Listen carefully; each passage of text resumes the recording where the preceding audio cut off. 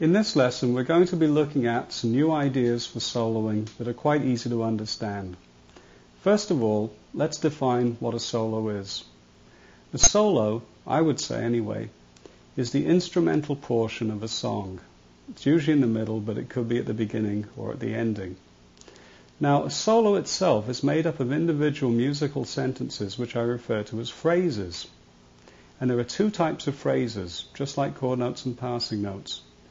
There are melodic phrases, which tend to be slow and melodious, rather like something a vocalist would sing, and dynamic phrases, which are often very fast, on more than one string, and generate energy. I'll just play a few.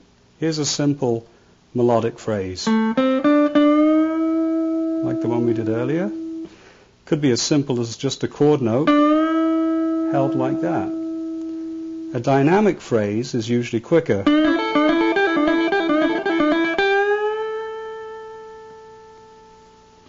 Now, to begin with, we're just going to look at structuring some melodic phrases using our first three-note pattern. As I pointed out, most phrases, at least melodic ones, often are made up of very short patterns that round themselves off to a chord note. Now, there are two-note patterns, three-note patterns, four-note patterns.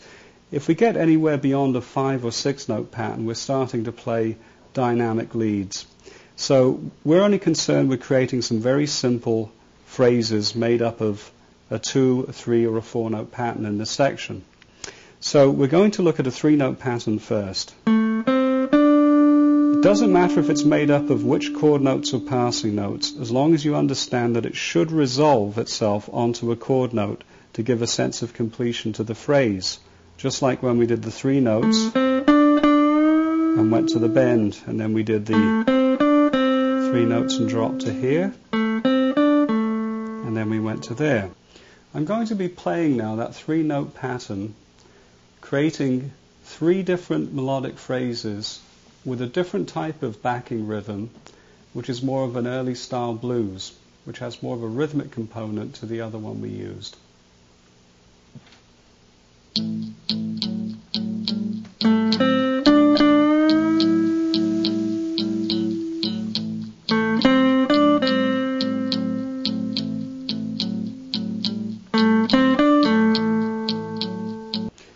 Now, one of the problems that any beginner faces when learning how to play a melodic phrase, or indeed learning how to solo, is what timing to place the notes of the phrase in relation to the backing of the band or your friend that's playing guitar with you.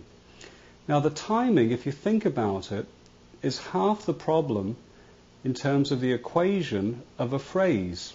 Now, that sounds complicated, but let me explain it simply. A musical phrase is made up of actual tones and their pitches, but the other half of the phrase is the rhythm that those tones or notes are played in. Now, we're going to learn a technique now called pedaling. And pedaling involves taking one note and playing it rhythmically, counter, but along with the backing rhythm that we're jamming to. And pedaling is just taking place on one string.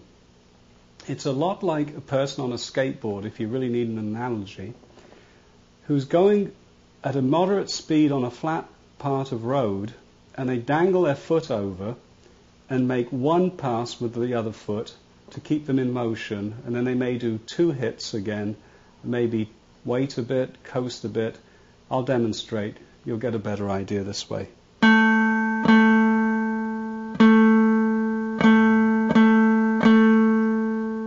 And now I'll pedal on one note with a backing track.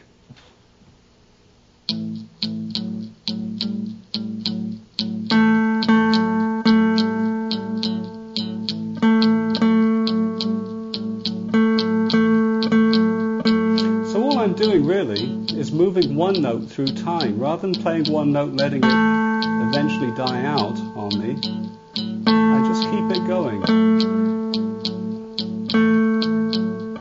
Now, you shouldn't really pedal too fast. You don't want to go... That's becoming more like a dynamic phrase. We just want to pedal musically, rhythmically, And it's quite easy to do. Once you get the hang of the rhythm, you can feel when it feels right. I'll pedal on another chord note now, the 5th fret.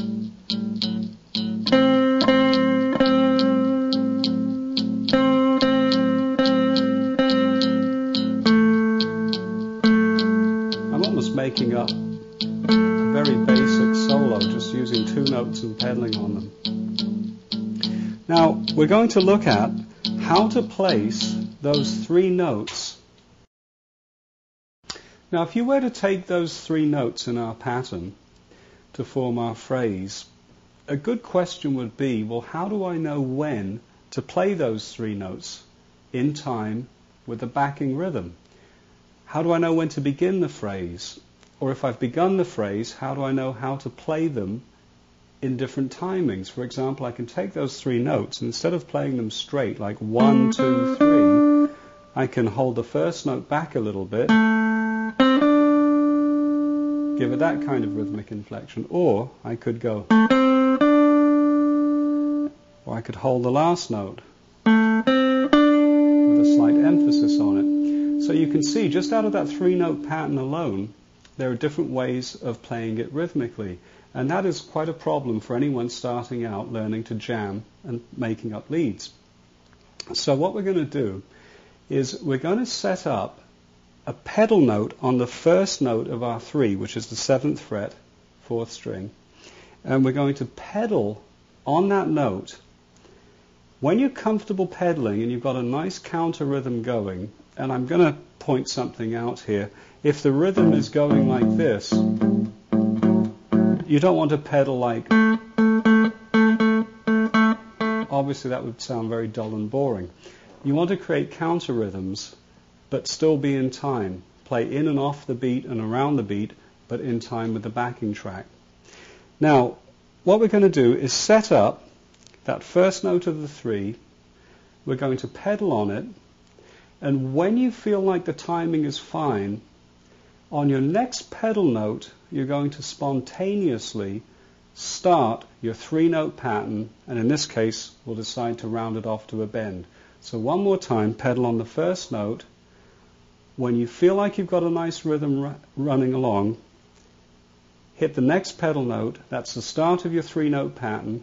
Don't forget at the end of the 3 notes to hit that note again before doing the bend. Let's try that now with the backing.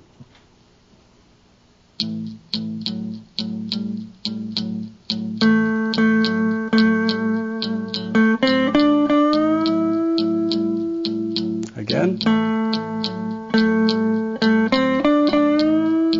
Now each phrase I did had slightly different rhythmic inflections to it again.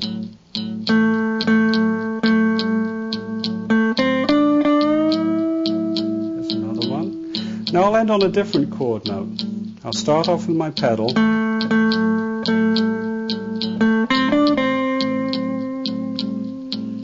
And again with a different chord note.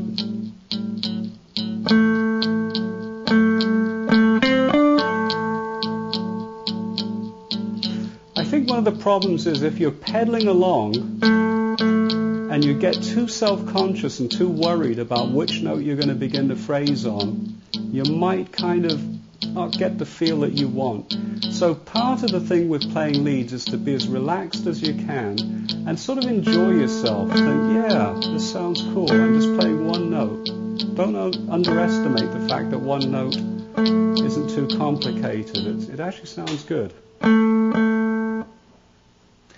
What you need to do for this lesson really is to sit down and just pedal away on one note, get the feel for the groove, and then introduce that 3-note pattern, round it off to the phrase by ending on a chord note and seeing if it sounds good to you.